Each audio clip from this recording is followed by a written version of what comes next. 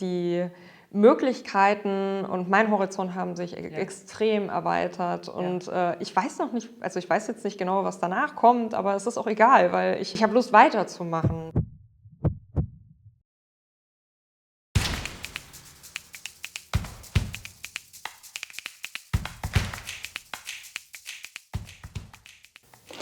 Jeder Weg beginnt mit dem ersten Schritt. Doch was ist, wenn der Weg steinig und holprig ist und man ihn trotzdem weitergeht? Heute wollen wir die Geschichte meiner Kollegin Lea Schindler erzählen, die bei ZB Med mit der Ausbildung zur Fachangestellte für Medien- und Informationsdienste, kurz FAMI, begann. Das ist eine besondere Geschichte. Hallo Lea, schön, dass du da bist. Vielen Dank für die Einladung. Du hast ja bei ZB Med die Ausbildung zur FAMI gemacht, also Fachangestellte für Medien- und Informationsdienste, für alle Leute, die es genau wissen wollen. Und du wurdest nach der Ausbildung übernommen bei ZB Med. Und dann hast du dich nach der Ausbildung, nachdem du auch dann weiter hier gearbeitet hast, zu dem Studium Informationsmanagement berufsbegleitet in Hannover entschieden. Genau. Was hat dich dazu motiviert? Was war der Auslöser, dass du das gemacht hast? Also ich habe nach meiner Ausbildung, das war im Corona-Lockdown, also 2020 habe ich meine Abschlussprüfung gemacht und ich hatte danach erstmal genug vom Lernen. Das gebe ich ganz offen zu. Ich glaube, es war natürlich auch wegen der Umstände, die damals halt einfach auch waren. Corona hat uns alle ja ein bisschen geschlaucht und auf jeden Fall nach etwa einem Jahr. Ich habe damals dann nach meiner Ausbildung in dem Team Lizenzen und Recht angefangen und ich habe da super spannende Aufgaben bekommen und es war was ganz Neues, weil eigentlich so ein also FAMI ist nicht so vorgesehen in diesem Fachbereich oder in dieser Abteilung und man hatte mir trotzdem die Chance gegeben, weil man mich da gut gebrauchen konnte. Und die Tätigkeiten, die ich da gemacht habe und die meine Kollegen in dem Team auch gemacht haben, wir waren damals zu 5, die fand ich total interessant. Und ich wollte gerne mehr wissen. Und irgendwann kam ich aber einfach an die Grenze, dass ich nicht weitermachen konnte aufgrund meiner Ausbildung. Also da fehlte was. Und dann kam die FAMI-Tagung, das war ein Online-Format, man konnte sich da anmelden und da waren alle FAMIs herzlich eingeladen, sich wie so eine Art Weiterbildungsmesse in virtueller Form reinzusetzen. Und da wurde alles Mögliche vorgestellt und unter anderem der Bachelorstudiengang für Informationsmanagement an der Hochschule Hannover. Und ich fand das soweit sehr spannend, habe mich dann sehr viel mit den Rahmenbedingungen beschäftigt und habe dann auch bei unserem Management oder unserer Direktion, auch bei meiner Vorgesetzten halt das Interesse geäußert, dass ich das gerne machen wollen würde und ob man mir das nicht ermöglichen könnte. So, und dann wurde es natürlich spannend, ne? Also dann gab es ja enorm viel zu klären. Also diese ganzen Rahmenbedingungen, ich kenne das von meinem eigenen Studium, also was kostet das? Wie gehst du mit der Finanzierung um? Also was sind die Finanzierungsquellen? Aber wie sieht es auch mit Freistellung von der Arbeit aus? Also wie hast du das geregelt? Also ich hatte ein Erstgespräch erstmal, da war dann meine Vorgesetzte dabei und die Direktion und habe das dann halt geäußert, so hier, das ist mein Wunsch und habe denen die Rahmenbedingungen einmal vorgestellt mit den Informationen von der Webseite und von den Informationen, die ich bei dieser FAMI-Tagung erhalten habe. Und dann hatte man mir mitgeteilt, dass man mich jetzt finanziell nicht rundum sorglos glücklich machen kann, was verständlich ist, womit ich jetzt auch nicht gerechnet hatte, weil das war eher selten der Fall. Also es waren einige Alumni auch da bei der Tagung, die ein bisschen berichtet haben und ich wollte nach einer realistischen Möglichkeit suchen. Von welcher Summe reden wir hier? Ja gut, also das war halt dann auch sehr, sehr schwer zu bemessen, weil auch das war sehr schwankend. Also die einen erzählten, dass sie mit 12.000 Euro ausgekommen sind, die anderen erzählten, dass es mehr war. Diese Summe, die setzt sich einfach dadurch zusammen, dass es halt ein berufsbegleitendes Modell ist mit Blended Learning Inhalten, aber auch mit Präsenzblöcken. Das heißt also, man fährt dann halt auch dahin und ist dann halt auch da. Und das kostet natürlich. Das kostet natürlich auch, genau. Also zusätzlich zu den typischen Semestergebühren kommt dann halt die Fahrtkosten und die Unterbringung dazu. Genau.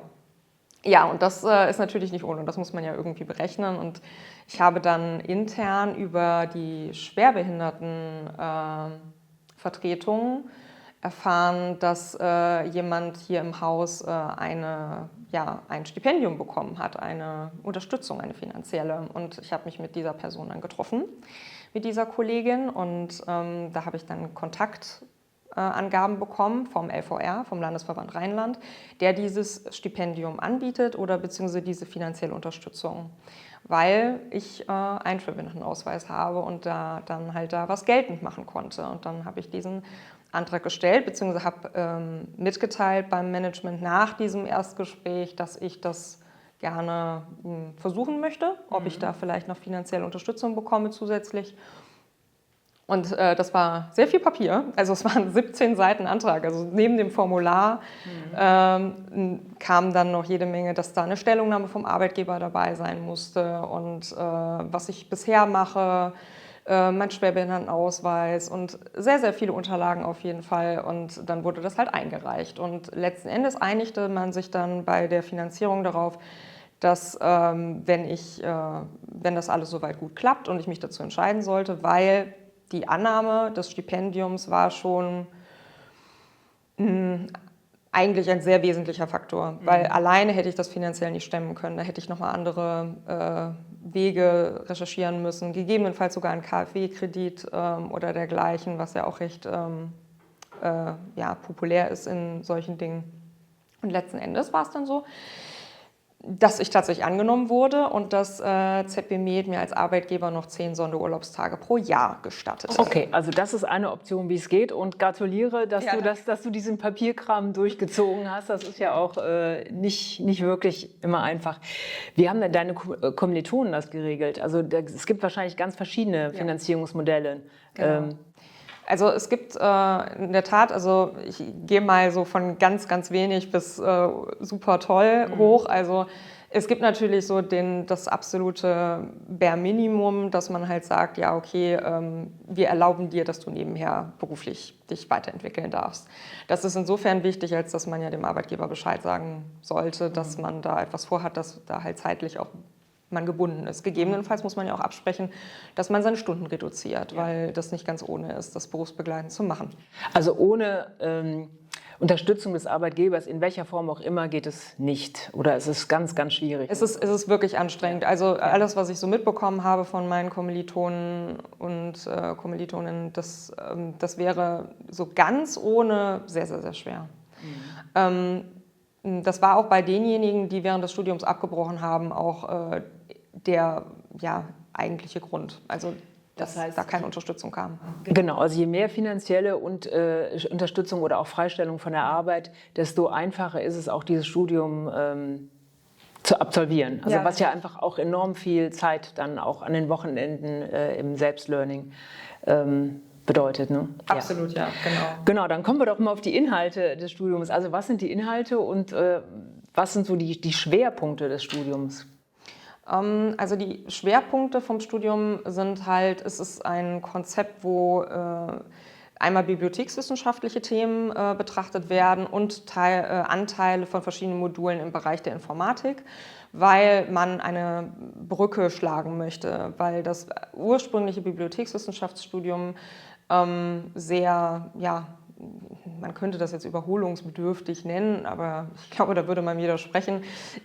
Letzten Endes, die Digitalisierung und der Wandel in den letzten Jahren, der war überall spürbar, auch in unserem Fachbereich. Und deshalb wurde versucht, okay, wenn die Leute, die im Informatikbereich sind, also die ITler in einer Bibliothek, die ja auch durchaus vertreten sind, da unterwegs sind, dass man da halt eine Verständnisbrücke zu den Bibliothekaren hatte, die da bereits arbeiten. Und da gab es manchmal Kommunikationsschwierigkeiten, und um da so eine Grundlage zu schaffen, das war so der Sinn oder halt auch so der Fokus in dem Studium, zumindest nach meiner Wahrnehmung, weil neben solchen bibliotheksspezifischen Sachen wie Katalogisierung, Formalerschließung, Inhaltserschließung hatten wir dann halt auch verschiedene Informatikanteile. Also wir haben Python gelernt, wir hatten CSS, XML, HTML, waren viele verschiedene Sachen, sehr, sehr spannend, SQL.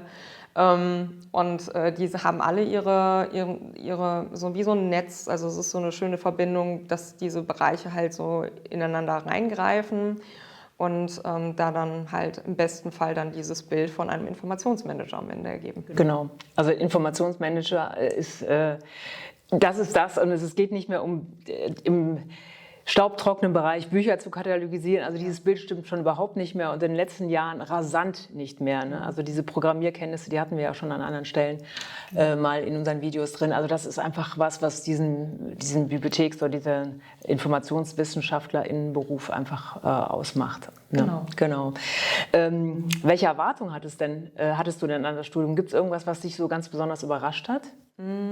Ich glaube, das, was mich am meisten, also wenn ich ganz ehrlich bin, das, was mich am meisten überrascht hat, war das erste Semester, weil es wahnsinnig intensiv war und auch wenn man sich den Modulplan am Anfang anguckt, man nicht genau weiß, was einen erwartet. Das ist nicht möglich. Also man beschäftigt sich damit und man versucht sich bestmöglich vorzubereiten, aber das ist nicht 100%ig möglich. Und wir hatten, oder ich den Sprung ins kalte Wasser dann. Es war wirklich Sprung ins kalte Wasser. Also ich hatte zugegebenermaßen mal ein Studium angefangen, vor vielen, vielen Jahren an der TH Köln, nämlich Bibliothekswissenschaften, lustigerweise, aber das war vor meiner Ausbildung hier. Es war mir es war mir nicht praktisch genug, deshalb bin ich nochmal in die Ausbildung zurückgegangen. Und vielleicht hätte ich das Dual von Anfang an machen müssen, wer weiß. Aber unabhängig davon, wir hatten damals dann im ersten Semester Grundlagen der Mathematik und das war, oder Mathematik-Grundlagen und das war nicht lustig, weil ich bin kein Mathe-Ass und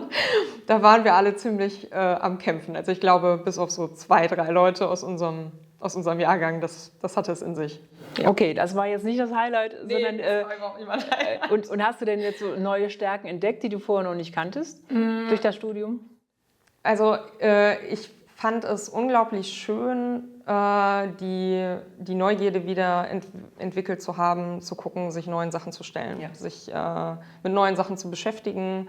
Ich glaube, man wird niemals so einfach wieder Sachen dargelegt bekommen. Also gerade nach meiner Ausbildung war es so, man hat dann versucht, sich über Fortbildungsangebote, sich neue Sachen zu erschließen oder auch neue Sachen sich anzugucken. Aber gerade bei einem Studium, wo das dann auch mal deutlich tiefer gerichtet ist, das ist schon sehr besonders. Also das hat auch was Charmantes. Also Studieren ist anstrengend, ja, aber ich glaube, ein Highlight ist die Erkenntnis, dass ich das nie wieder so schön aufbereitet bekomme, weil ich immer wieder neue Sachen halt dargelegt bekomme, erklärt bekomme und da herangeführt werde, auch an ganz, ganz neue Sachen, an die ich mich vielleicht niemals alleine getraut hätte. Ja. Insofern, also du bist dann schon auch da über dich hinausgewachsen und hast dann Teile an dir entdeckt, die du vorher so noch nicht kanntest. Absolut. Ja. Also XML hat mir viel mehr Spaß gemacht, auch HTML hat mir viel mehr Spaß gemacht, als ich dachte.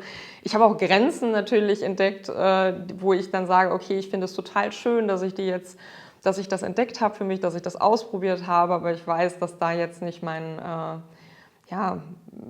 Kernfähigkeit drin liegt, dass ich da total durchstarte.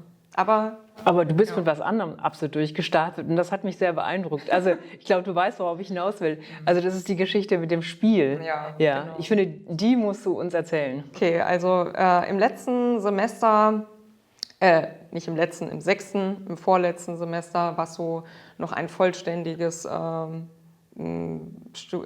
Semester mit Veranstaltungen betrifft. Da gab es das Modul Projektarbeit und insgesamt sind wir in meinem Jahrgang knapp 40 Leute und da wurden 10er-Gruppen oder 9er- und 10er-Gruppen gebildet und eins dieser Projekte war die Entwicklung eines Recherchespiels und mit meinen 9 weiteren Kommilitonen, also wir waren eine 10er-Gruppe, haben wir den Research Master entwickelt und das ist ein Spiel, was für Rechercheschulungen geeignet ist, um da so einen Einstieg zu finden und das hat sehr, sehr viel Spaß gemacht zu entwickeln. Es war auch sehr anstrengend und sehr umfassend, weil man nicht so viel Zeit hatte, weil das Semester ist doch sehr viel kürzer, als man denkt und wir hatten halt den Zielpunkt auch, dass wir auf dem Bibliothekskongress in Bremen das Projekt einmal vorstellen wollten und wir wollten dazu einladen, das auch mit uns zu spielen. Und ihr habt es getan. Wir haben es auch getan, ja, genau. Also wir haben die Zeit eingehalten, es hat alles wunderbar funktioniert und wir sind mit dem Endprodukt sehr zufrieden.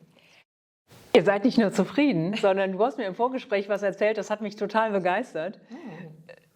Oder ist das jetzt so geheim, dass wir das nicht erzählen dürfen? Ich glaube, du musst mir helfen. Also, das hat doch ein Verlag angefangen. Ja, natürlich, stimmt. Ja, ist absolut richtig. Ja, genau. Also wir hatten viele Leute auf dem Bibliothekskongress, die darauf aufmerksam gemacht wurden. Wir hatten das über verschiedene Kanäle geteilt. Ihr habt es weitergeteilt, das fand ich sehr, sehr nett. Natürlich, mit Freude.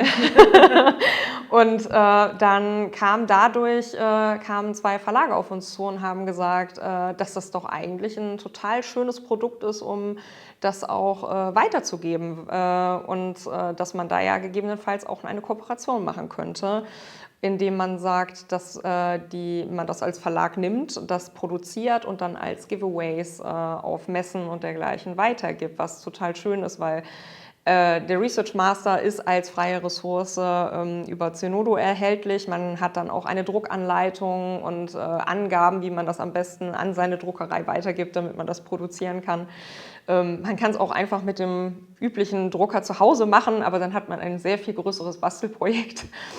Ich empfehle dann doch die Weitergabe an eine Druckerei in dem Fall. Und das wäre natürlich total schön, weil die Verbreitung dadurch sehr viel einfacher wäre, es professionell produziert würde. Und da sind wir in Gesprächen und schauen, ob das rechtlich möglich ist, weil man natürlich da auch Bedingungen einhalten muss. Aber wenn das klappt, dann wäre das natürlich sehr schön. Und erstmal war dieses Interesse und diese Bekundung ein sehr großes Kompliment. Also das ist ein wahnsinniges Feedback und zeigt einfach, wie sich Einsatz, Spaß und Engagement einfach lohnen und was dabei Tolles rauskommt. Also das finde ich einfach wirklich, wirklich toll. Du hast ja schon erzählt, also du warst ja immer wieder auf Messen und Kongressen jetzt. Das ist jetzt unabhängig von dem Studium, aber das hängt natürlich zusammen. Du hast mehr, also ich habe das so in Erinnerung, das war für dich schon auch besonders, weil nicht alle konnten an Messen und Kongressen teilnehmen. Also nicht alle deine Kommilitonen hatten diese Chance. Was hast du davon mitnehmen können oder beziehungsweise wie hat sich das dann auch auf die Arbeit hier ausgewirkt?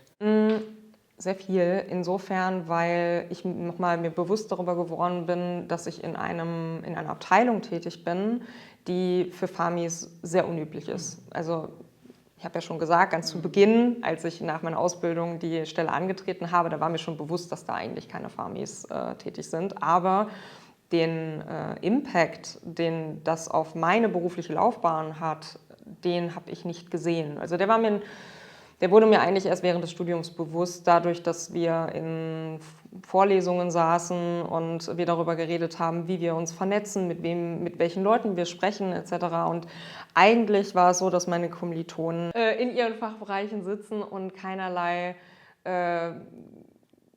Netzwerk nach außen haben, also über ihre eigene Einrichtung hinaus. Also gerade wenn sie in wissenschaftlichen Bibliotheken arbeiteten, bei den öffentlichen Bibliotheken ist es noch häufig so, dass man irgendwie durch die Kommunen noch miteinander vernetzt ist, aber dann geht es halt selten darüber hinaus. Und naja, die ganzen Messen, die ich dank meiner Arbeit besuchen darf, was in meinem Fall jetzt sehr halt auch mit meiner Arbeit dann zusammenhängt, weil ich auf den Bibliothekskongress oder die Bibliocon, wie es ja jetzt heute auch heißt, Stadtbibliothekartag und die AGMB, die Arbeitsgemeinschaft Medizinbibliotheken und die Frankfurter Buchmesse. Ich habe viele Verlage und Verlagsvertreter kennengelernt in der Zeit und habe Einblicke bekommen in ein System, was ich vorher nicht hatte und was ich vorher auch nicht habe kommen sehen. Und dadurch, dass ich da Termine hatte, habe ich an so vielen spannenden Vorträgen und Veranstaltungen auf den Messen und Konferenzen auch teilnehmen können. Und das ist meinen Kolleginnen aus dem Studium nicht vergönnt. Ja. Insofern, also das ist eine super Chance. Das heißt, geht zu euren Chefinnen und Chefs und fragt danach rauszugehen. Also da braucht es auch wieder den Mut, diesen Schritt zu gehen, ne? Einfach danach zu fragen. Nur weil es nicht üblich ist, heißt ja nicht, dass es nicht geht. Man muss einfach nachfragen. Ne? Ich glaube auch manchmal ist es notwendig, dass also viele von den Leuten im Studium, die das jetzt gemacht haben, da gibt es dann so dass man das begründen muss. Warum möchte ich dahin? Ja. Und ich würde schon zumindest empfehlen, dadurch, dass man ja noch nie da war, kann man gar nicht absehen, was einen da erwartet. Ja. Deshalb finde ich es schön, wenn man als Arbeitgeber, sofern das finanziell möglich ist, einfach mal so eine Schnupper Session quasi haben darf. Also einmal ein Schnuppergang zu einem Kongress, dass man gucken kann, okay, was erwartet mich da, was sehe ich da, was für Chancen hat sich dadurch, weil das kann man, wenn man nicht weiß, worauf man sich einlässt, halt nicht abgesehen werden. Und danach kann man das danach die Jahre sehr viel besser begründen, zumindest meiner Erfahrung nach. Genau. Ja. Und erstmal helfen ja auch deine Argumente, so zu so einer Begründung zu kommen. Ne? Ja, schön. Im besten Fall, ja, genau. Wunderbar. Ja. Du bist jetzt kurz vor Abschluss deines Studiums, also Bachelorarbeit ist jetzt der nächste Schritt. Aber kannst du jetzt schon sagen, ob sich das Studium gelohnt hat? Ja. Ja, ein eindeutiges Ja. Das hat sich gelohnt. Das Studium hat sich gelohnt, weil ich ganz viele tolle Menschen kennengelernt habe. Egal, ob das die Dozenten sind, die Professoren, natürlich meine Kommilitoninnen und Kommilitonen. Da sind Freundschaften entstanden, die ich jetzt vermissen würde wahrscheinlich. Ja. Einfach in diesem Netzwerk. Die Möglichkeiten und mein Horizont haben sich extrem erweitert. Und ich weiß noch nicht, also ich weiß jetzt nicht genau, was danach kommt, aber es ist auch egal, weil ich habe Lust weiterzumachen. Also es ist nicht so, das Studium war sehr anstrengend. Ich möchte hier kein falsches Bild präsentieren. Ja. Es war mental anstrengend, es war körperlich anstrengend und trotzdem bin ich gerne hingefahren, und sei es nur, um die Leute zu sehen. Genau, und auch noch was zu lernen. Und noch was zu lernen, ja. So, und okay, also du bist jetzt gerade im Hier und Jetzt und machst das, was gerade ansteht, aber trotzdem, du guckst ja nach vorne. Ja. Also wie siehst du jetzt die Chancen jetzt nach diesem Studium für deine berufliche Weiterentwicklung? Also wo könntest du hinkommen?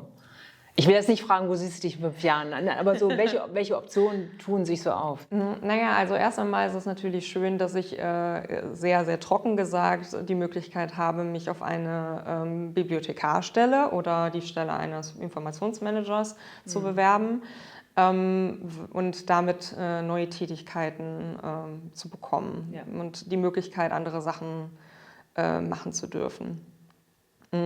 Also nicht nur machen zu können, sondern auch natürlich dann eine Vergütung dafür zu bekommen, mehr zu verdienen. Ja, natürlich ist das definitiv ein Aspekt, der damit reinspielt. Ja. Und ich glaube so ganz konkret, ich muss sagen, meine Abteilung, wo ich mich mit Konsortiallizenzen befasse, ich mag diesen Bereich. Ich finde es total spannend immer noch. Es hängt mir noch nicht hinterher oder so, sondern es ist einfach schön. Ich beschäftige mich immer noch gern damit. Und was dadurch vielleicht noch kommt, das weiß ich gerade nicht. Und es ist auch nicht so, als hätte ich einen 5-Jahresplan, sondern dass ich neugierig bleiben möchte. Ich will schauen, was kommt. Ich habe Lust am Forschen bekommen, was ich niemals für möglich gehalten hätte. Und vielleicht auch so ein Gefühl dafür zu bekommen, was ist ein Poster, möchte ich ein Poster erstellen, auch den Spaß daran, was das, ich habe an Projektarbeiten mitgeholfen oder überhaupt an Projekten, was vorher auch nicht möglich war, also zumindest nicht in dem Maße und was mich damals auch, glaube ich, nicht so gereizt hätte. Ich hätte mich das vielleicht auch nicht getraut. Also eine enorme Personalentwicklung, wenn ich das mal so sagen darf. Personalentwicklung, ja. Also ich glaube, es hat von meinem Mindset am allermeisten verändert. Das muss ich in aller Fairness sagen. Also ja, es hat meinen Horizont vom Wissen her natürlich enorm erweitert, aber auch die Tatsache, was ich mir jetzt zutrauen würde, wo ich auch jetzt einfach drauf zugehen würde, um zu schauen, okay, ja, ich probiere das jetzt mal. Und ja, ich kann auch scheitern. Und ja, das kann auch schief gehen, aber just try. Genau, just try. Und was würdest du jetzt anderen Farmis raten? Also für wen ist das Studium geeignet? Für alle, die ins kalte Wasser springen wollen.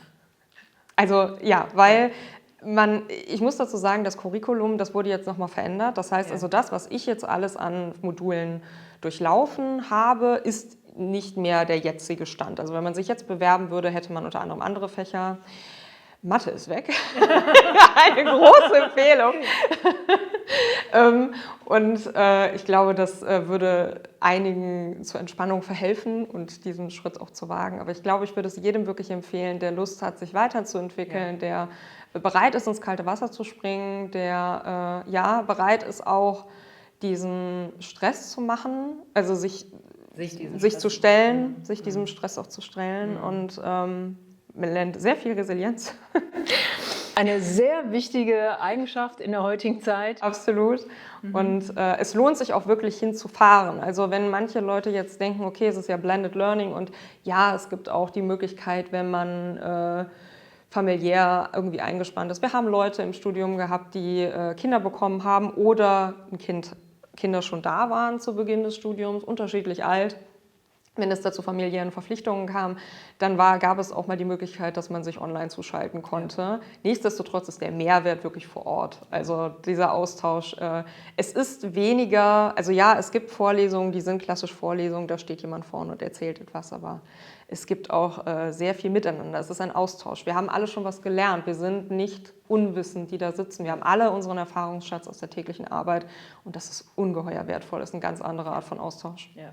Und gibt es was, worauf du jetzt besonders stolz bist, so rückblickend? Also rückblickend ist ja vielleicht ein bisschen zu früh, aber du bist ja so in der Phase, wo du langsam schon im Abschluss bist.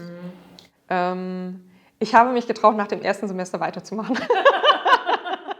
Okay, also Hürden überwinden und weitergehen. Okay. Ja, Hürden überwinden und man darf auch ganz häufig zweifeln. Also hört sich jetzt vielleicht ganz schrecklich an, aber ich habe wirklich viele, viele Sonntage, weil die Blöcke meistens Donnerstag, Freitag, Samstag sind und dann kommt man samstags irgendwann nach Hause oder auch manche fuhren auch erst Sonntagmorgen wieder zurück.